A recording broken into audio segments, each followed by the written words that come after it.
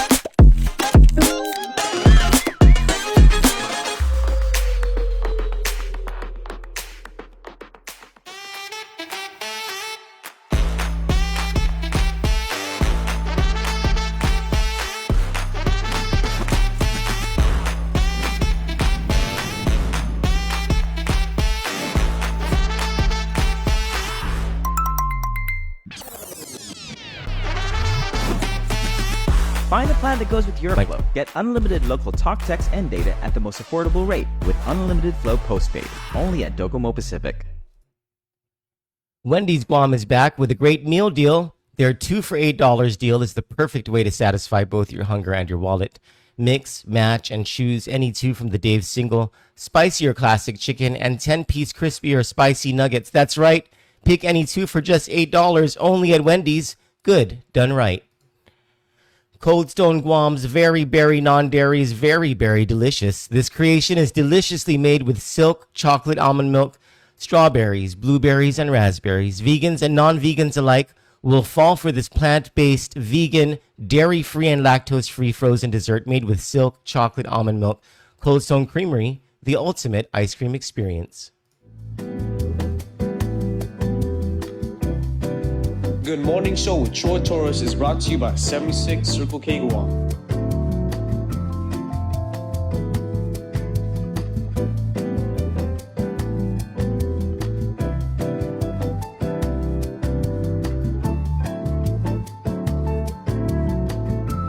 Yes. Good morning, Par. It is 9:45 a.m. on Monday, February 24, 2025. I hope you had a wonderful weekend, and I'm glad to see you all. We worked through the weekend, and the work continues. This is now Monday, and a few days ago, Senator Will Parkinson held a news conference after his introduction of Bill number 62-38 called the More Pari Pari Act of 2025.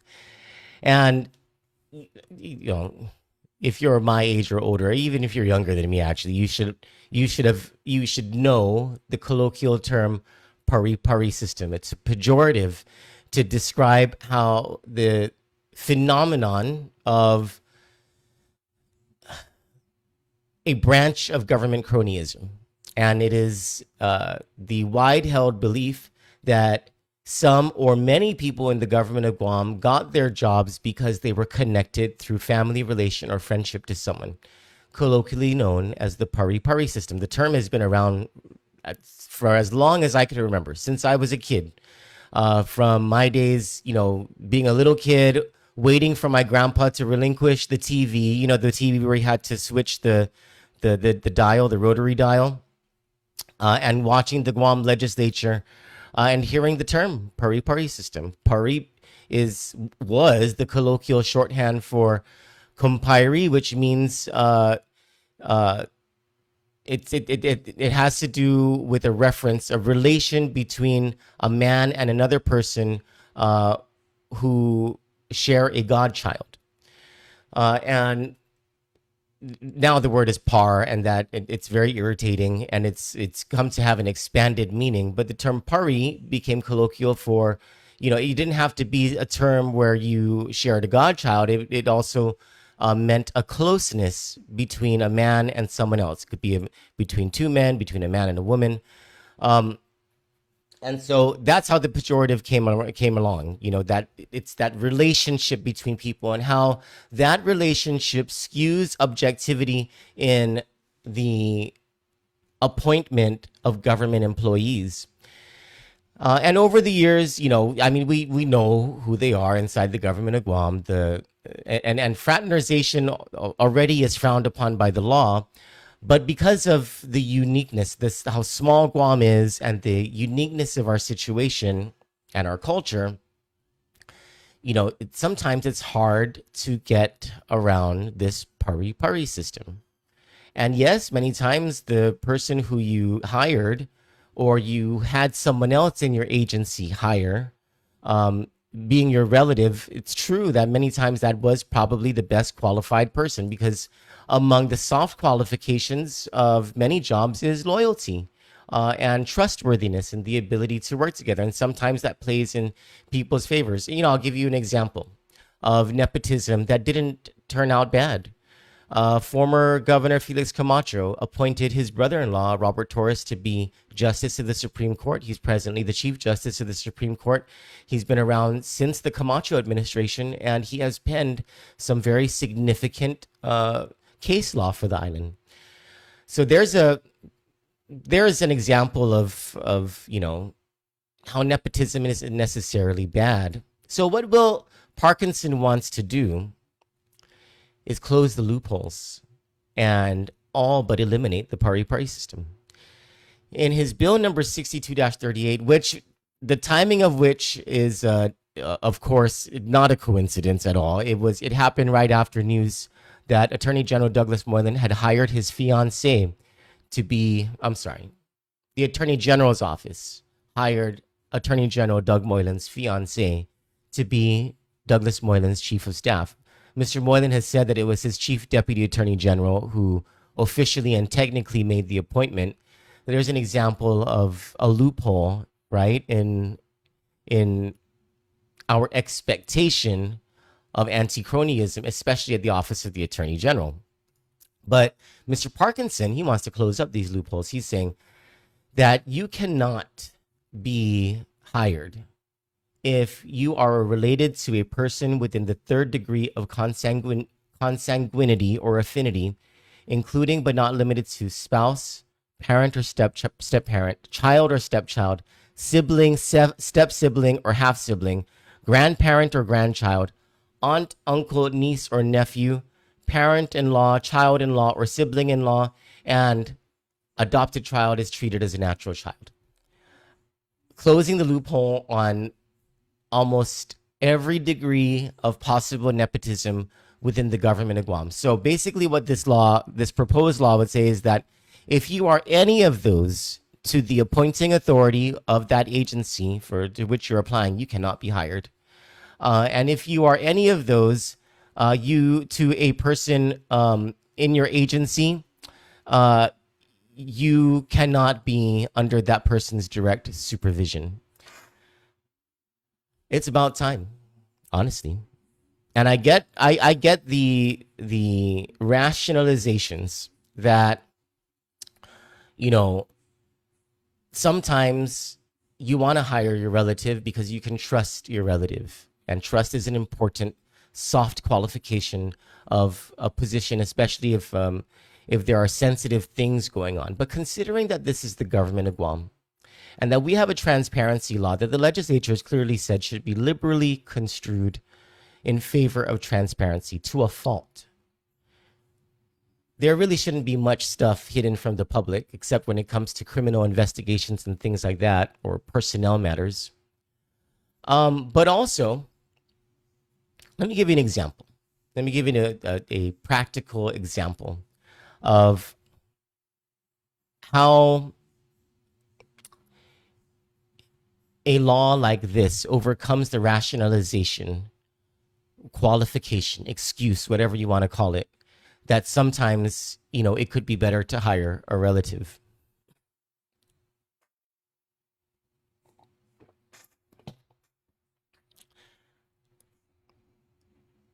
And it's based on this whole thing is it's this argument is based on qualification, right? Merit. It's based on, talking about it from both sides of this issue, who is the most qualified to take on the position.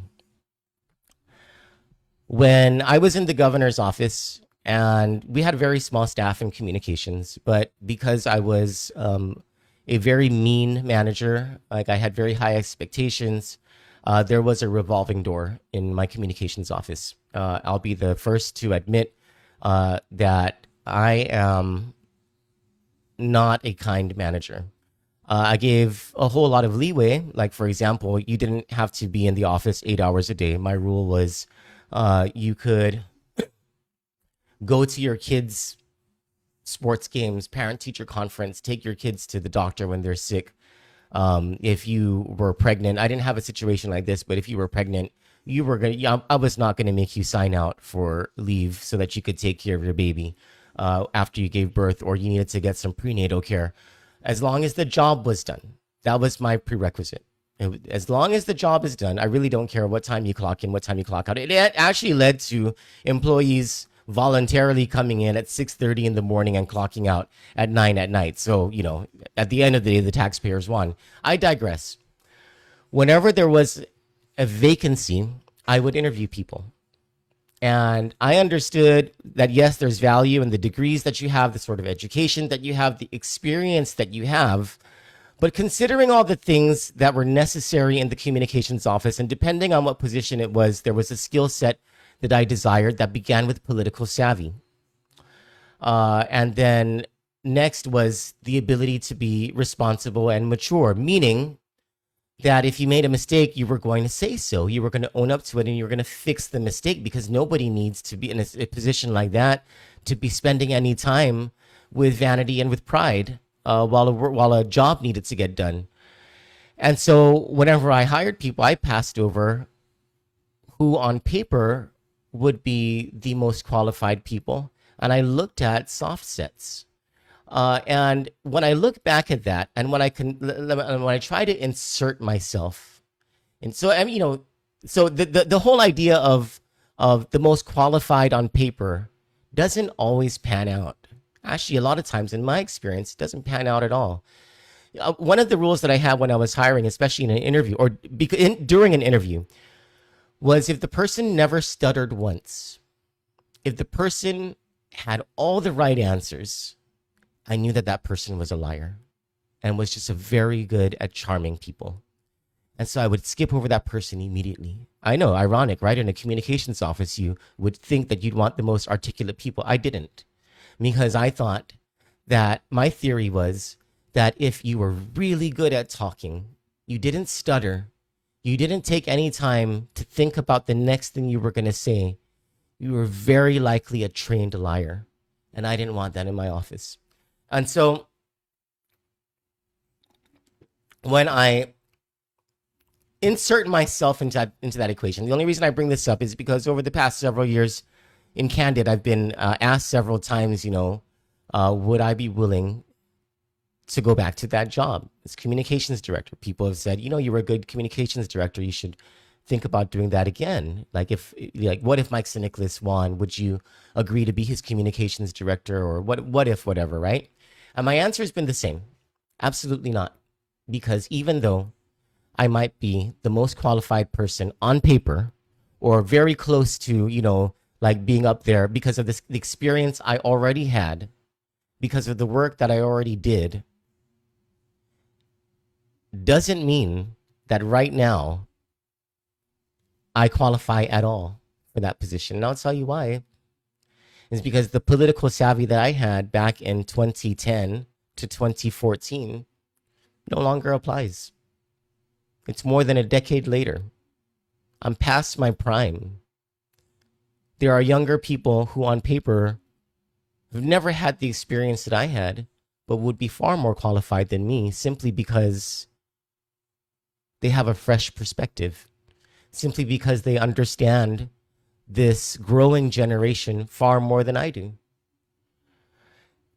And so the reason I bring all this up is to say that when someone says that they hired a relative or a fiancé because they are the best qualified for that position and they are the most trustworthy, I call BS on that. All you're doing is slimming down the field and not entertaining the prospect of other people who could and very well likely are far more qualified. And I hate to break this to some of you who despise DEI, but the theory that I'm imparting to you is the actual substance of DEI. It is ensuring that your idea, your subjective idea of the most qualified person isn't limiting the pool of the actually qualified people. And so when you make the argument that your relative is the most qualified person, you are limiting the pool of qualified people who objectively could do a better job than your relative or your fiancé. This is a great bill by Senator Will Parkinson, and it answers an age-old concern that we've had about our government of Guam and the cronyism that has led to subpar productivity, has led to inefficiency, has led to government agencies without leadership capacity that it's appropriate to the amount of tax money that is being invested into these agencies. All for what? To pay off campaign debt to people who campaigned for you. To make sure that your relative has a job. Because at the end of the day, that's what this really is. It has nothing to do with qualifications, as much as these people would like to say so. Except in rare circumstances, does it have anything to do with actual competition of qualifications. Now, there are some concerns about Mr. Parkinson's bill. One would be the organicity and constitutionality involving the separation of branches, or the, I forget what the proper term is. But this has already been played out in court. The legislature cannot dictate who the governor chooses to staff his or her own office. I don't know if this is in case law already, but I would imagine that if the Guam Supreme Court and the Ninth Circuit have already ruled that the governor cannot be told by the legislature who he or she should appoint to his or her office, I would imagine that the same thing would apply to a judge choosing staff within a judge's chambers. And we absolutely know that while this legislature can tell the senators within this legislature that they cannot hire their relatives and fiancés, they cannot bind the next legislature to act the same way because of the plenary authority granted by the Organic Act given to each and every legislature over the laws of Guam. And so, you know, there are some kinks to work out in this bill, I'm sure. And maybe Parkinson knew this, and because he didn't want to cause an uproar, he didn't want people to criticize him for like, why are you leaving out the governor's office? Or why are you leaving out the legislature? There's an important reason to leave out the governor's office, separate senatorial staffs, each and every senatorial staff, and the chambers of judges. And it's the separation of powers. You just can't tell these individual officials who they can and cannot hire. Now, it doesn't apply to the cabinet because the cabinet absolutely can be regulated through qualification established by the legislature and already is regulated innately by the fact that cabinet appointees must be confirmed by the legislature. So it doesn't apply to the cabinet, but it sure does apply to the governor's office. That's an exception that needs to be made to this bill in order for it to pass constitutional or organic act muster. Whether it needs to exempt judges' chambers and senators, that's a whole other thing. I'm not entirely sure. I don't have that much experience with that and with case law and stuff like that. I'll leave that to the attorneys and the senators to parse through. But overall, a great bill by Senator Will Parkinson addressing an age-old concern, something that should have been done a long time ago, and thankfully is being championed now. Hopefully the Republican legislature will pass this and the Democratic governor will sign it into law. For Kandit News, I'm Troy Torres. Have a wonderful day. God bless you all, and I love you all. We got that dynamite. We got that dynamite. Find the perfect ride for you today with the New Year New Ride sales event at Guam Auto Spot. Get behind the wheel of the 2024 Outlander Sport, starting at just $22,995 or only $156 per paycheck. Visit GuamAutospot.com or call 671-478-AUTO.